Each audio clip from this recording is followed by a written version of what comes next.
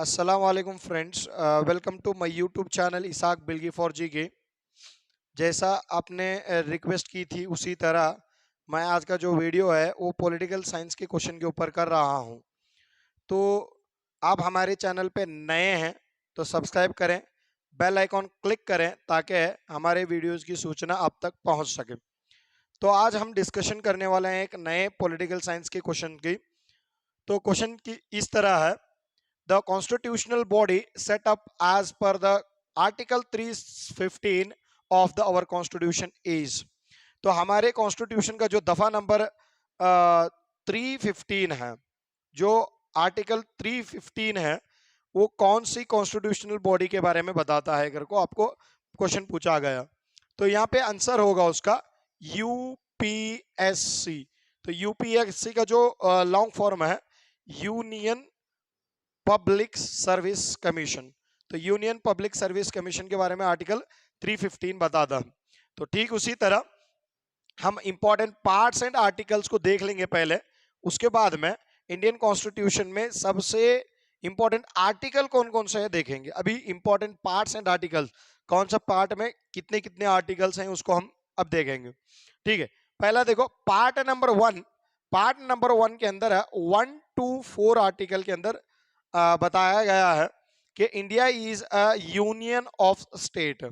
India क्या है? रियासतों का एक मजमुआ है, ये बताया गया है। India means Bharat, Bharat means India, ये जो मीनिंग है ये भी यहाँ पे दिया गया है। तो पार्ट फर्स्ट के अंदर।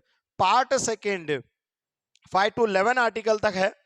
5 to 11 आर्टिकल के अंदर इन्होंने बताया है कि किस तरह से सिटीजनशिप दिया जाएगा, किस तरफ से सिटीजनशिप खो दिया जाएगा, ये सब कुछ उसके अंदर डिस्कशन किए हैं।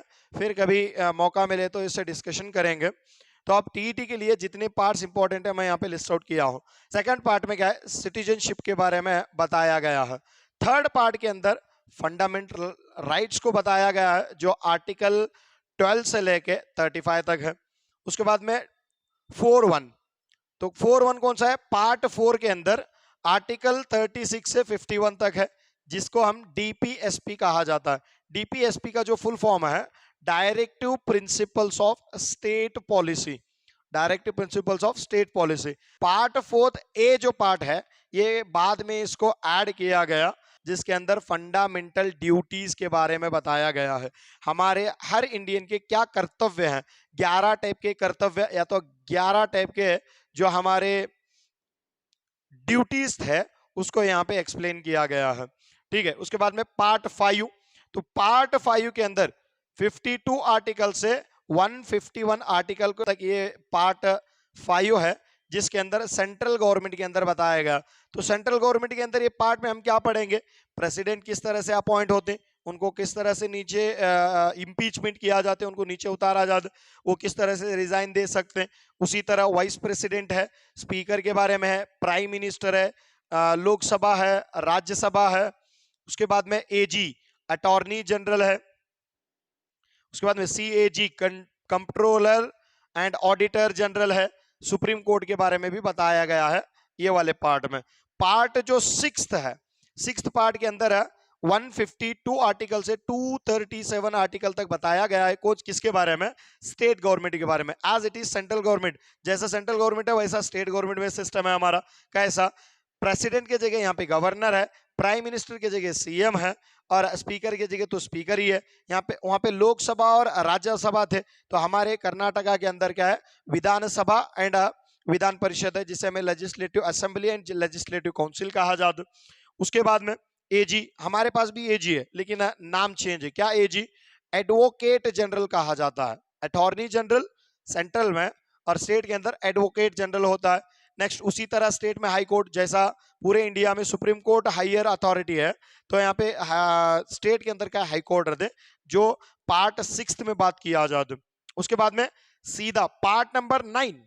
तो बीच में हमें 7, 8 को छोड़ दिए क्योंकि उतना इंपॉर्टेंट नहीं है टीईटी के एग्जाम के लिए या तो कॉम्पिटिटिव एग्जाम के लिए। तो कॉम्पिटिटिव एग्जाम के लिए क्या है? 9th पार्ट इसलिए इंपॉर्टेंट है, जो 243 आर्टिकल के अंदर ही सब आर्टिकल्स है। 243 A B C D E ऐसा करके ओ तक है।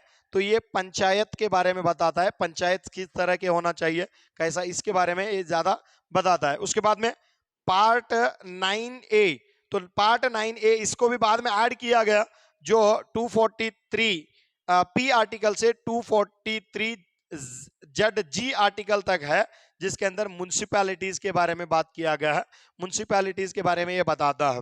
ठीक है, एक पॉइंट याद रखो, इंडिया के जो अमेंडमेंट सिस्टम है उसमें 73rd अमेंडमेंट पंचायत राज के बारे में बताता है, तो 34th जो अमेंडमेंट है वो म्युनिसिपैलिटीज के बारे में बताता है। मैं फिर कभी अमेंडमेंट्स कितने इंपॉर्टेंट अमेंडमेंट्स है उसके ऊपर भी वीडियो बनाऊंगा, ठीक है, वहां पे उसको डिटेलली पढ़ेंगे। उसके बाद में आता है नेक्स्ट, इधर आओ, पार्ट 9th बी। तो पार्ट 9th बी के अंदर क्या है, 243 ZH से लेके 243 ZT तक है, जो कोऑपरेटिव सोसाइटीज के बारे में बताता है। ठीक है, अभी तुमना को जो क्वेश्चन पूछा गया था उसके रिलेटेड नीचे क्वेश्चन है, देखो क्या है, पार्ट 14, पार्ट 14 के अंदर 38 से लेके 323 तक जो आर्टिकल्स हैं वो यूपीएससी एंड केपीएससी के बारे में बता दे। उसी के अंदर आर्टिकल 315 क्या यूपीएससी बॉडी के बारे में बताता है। समझ में आ रहा है क्या नहीं यार? हाँ, ये थोड़ा दिमाग में याद रखो। नेक्स्ट आर्टिकल 15 324 से लेके 329A तक है, जहां पे इलेक्शन कमीशन ऑफ इंडिया के बारे में और स्टेट इलेक्शन कमीशंस के बारे में बताया जाता है, किस तरह से इलेक्शन कंडक्ट करना है, और तुमको जो वोट डालने का पावर देता है वो भी आर्टिकल 324 ही है। आर्टिकल 324 के हिसाब से हम लोग क्या 18 साल के जो उम्र के जितने भी लोग हैं वो वोट कर सकते हैं, 18 साल या 18 साल से ज्यादा तो वोट कर सकते हैं। ये जो पावर दिया गया है वो उसी आर्टिकल के अंदर है, 324। पार्ट कौन सा है? 15th पार्ट है। उसके बाद में आता है 18th पार्ट, 18 पार्ट। तो 18 पार्ट में किसके बारे में बताया गया? इमरजेंसीज के बारे में। तो इमरजेंसी के बारे में यह आर्टिकल है 352 टू 360 तक है। तो यहाँ पे 3 टाइप की इमरजेंसी आती, 352 national emergency, 356 state emergency and 360 के अंदर इकोनॉमिक इमरजेंसी नजर आते। इस तरह के इमरजेंसीज क्या है 18th पार्ट के अंदर है। उसके बाद में 20th पार्ट, 20 पार्ट के अंदर क्या है, तो वहां पे एक ही आर्टिकल है 368। ये आर्टिकल क्या बताती है? 20th पार्ट में अमेंडमेंट सिस्टम। हमारे कॉन्स्टिट्यूशन में अगर जरूरत पड़ी तो हम अमेंड कर सकते हैं, हम कुछ चीजें ऐड भी कर सकते हैं, कुछ चीजें निकाल सकते हैं। ये simple and complex amendment, 2 type के अमेंडमेंट हमारे पास नजर आते। फंडामेंटल राइट्स यूएसए से लिया जाता। उसके बाद में सिंगल जो सिटीजनशिप है वो single citizenship and parliamentary democracy, संसदीय जो प्रजाप्रभुत्व है जो हम कहां से लेते हैं उससे, जमहूरियत, वो इंग्लैंड से लिया जाता है। तो डीपीएसपी, जो डीपीएसपी है directive principles of state policy, ये क्या है आयरलैंड के या तो आयरिश से लिया जाता है। अमेंडमेंट सिस्टम को हमें क्या करते हैं अफ्रीका से लेते हैं। तो इमरजेंसी सिस्टम को क्या हमें जर्मनी से लिया जाता।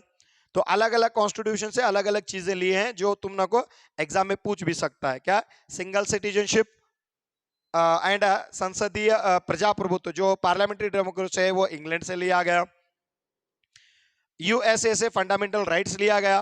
DPSP directive principles of state policy Ireland से लिया गया। ओके, उसके बाद में इमरजेंसीज जर्मनी से लिया गया। जो अमेंडमेंट सिस्टम है वो हमें क्या करते हैं साउथ अफ्रीका से लेते हैं। ठीक है, ये चीजें तुम्हें दिमाग में याद रखो। ओके फ्रेंड्स, अब देखो कॉन्स्टिट्यूशन के अंदर आने वाले सबसे इंपॉर्टेंट आर्टिकल कौन कौन सा है।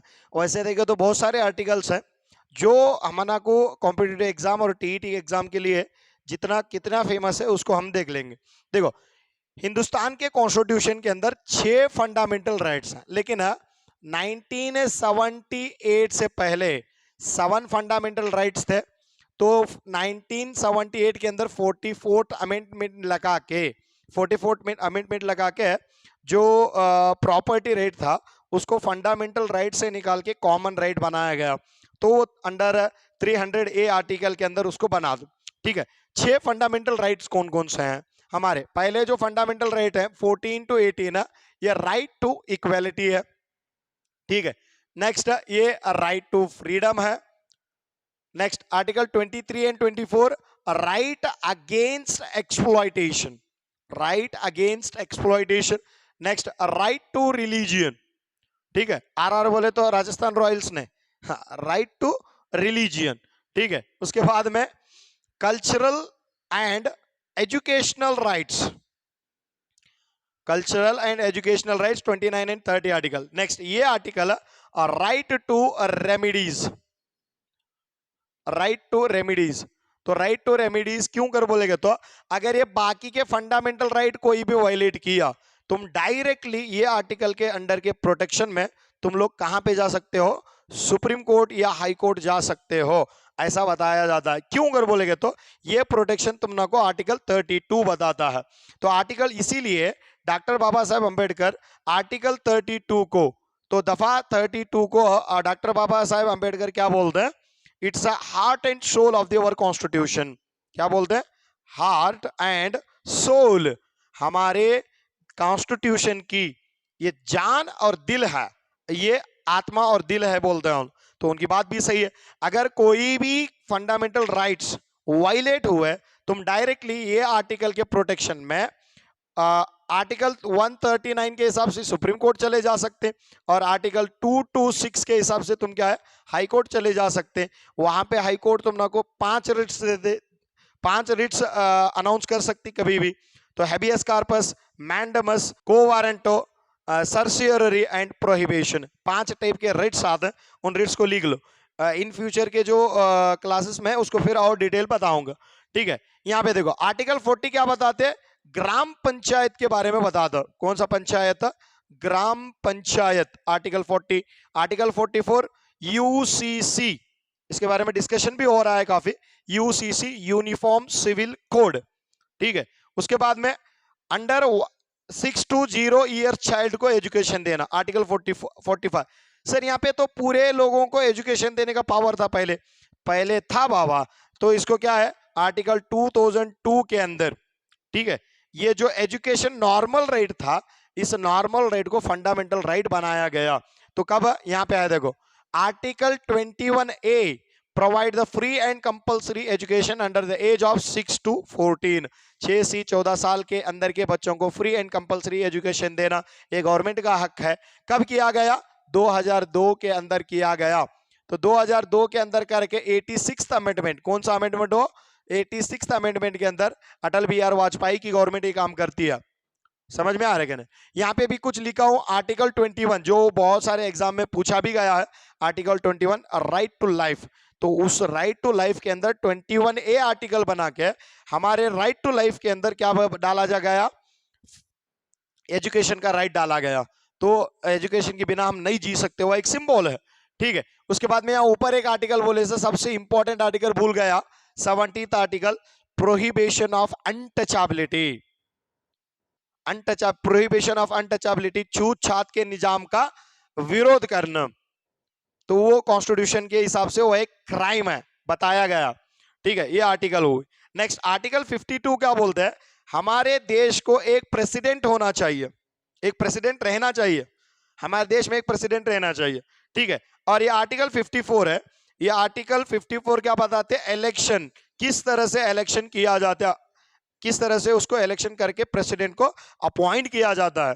President is first citizen of our country, हमारे देश का पहला सिटीजन कौन है, प्रेसिडेंट हैं, हमारे जो सदर हैं, ठीक है।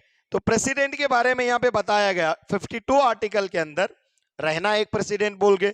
आर्टिकल 54 में उनका इलेक्शन उनको किस तरह से चूज किया जाता है, ये भी याद रखो, उनको किस तरह से चूज किया जाता है। तुमको ऑप्शन में पूछ के कंफ्यूजन भी किया जाता है, कैसा चूज करते हैं।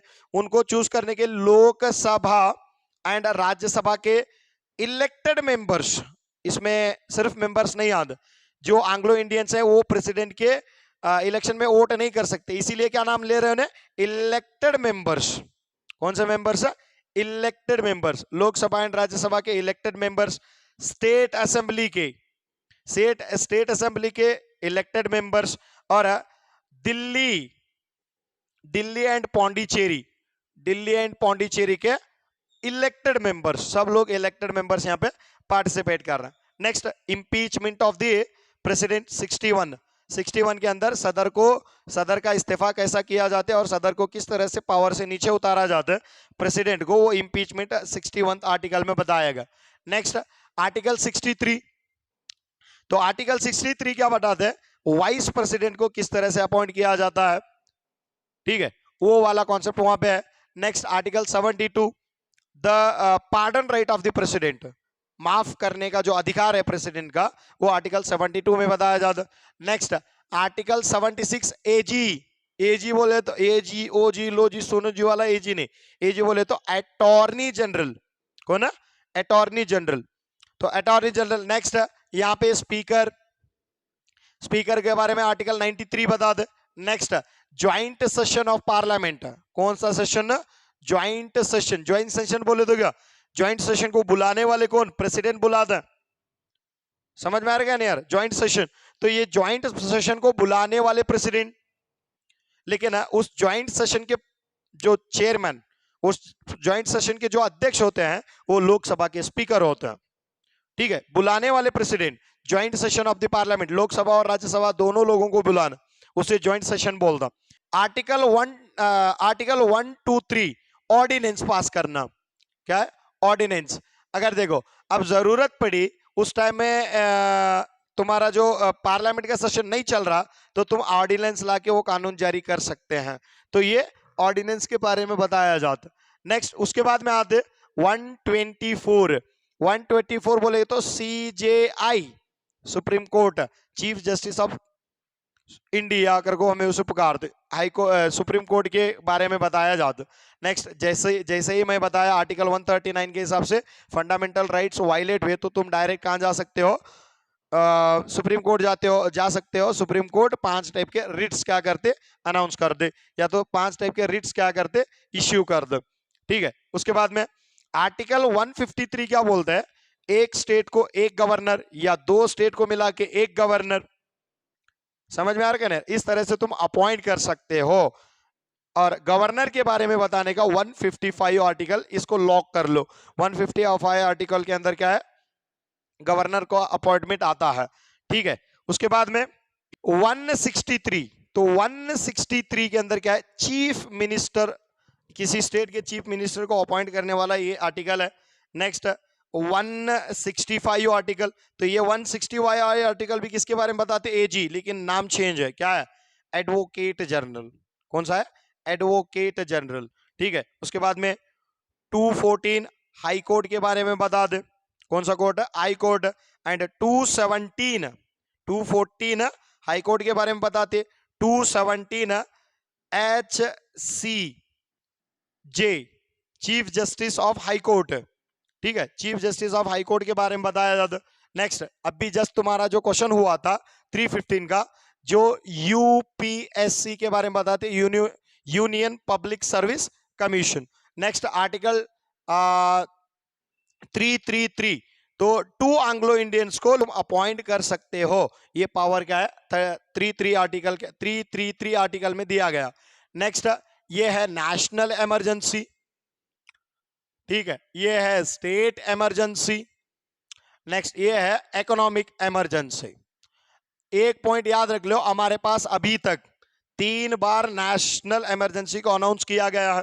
पहली बार स्टेट इमरजेंसी अनाउंस करने वाला जो स्टेट है वो क्या है, पंजाब है, और सबसे ज्यादा स्टेट इमरजेंसी अनाउंस किया गया जो स्टेट है वो है मणिपुर है, ठीक है। हमारे पास एक बार भी, अभी तक एक बार भी इकोनॉमिक इमरजेंसी को हम अनाउंस नहीं किए हैं। नेक्स्ट आर्टिकल 368, ये क्या है, अमेंडमेंट सिस्टम के बारे में बताते, कौन सा सिस्टम, अमेंडमेंट, ठीक है। तो हमारे पास सिंपल एंड कॉम्प्लेक्स 2 टाइप के अमेंडमेंट्स आते हैं। इंशाल्लाह अगली वाली क्लास में अमेंडमेंट्स को बताते जब बता दूं, ठीक है। उम्मीद है कि ये वीडियो आपको पसंद आया होगा। हमारे चैनल को इसी तरह देखते रहिए, फिर मिलेंगे अगले क्लास में, तब तक के लिए अल्लाह हाफिज।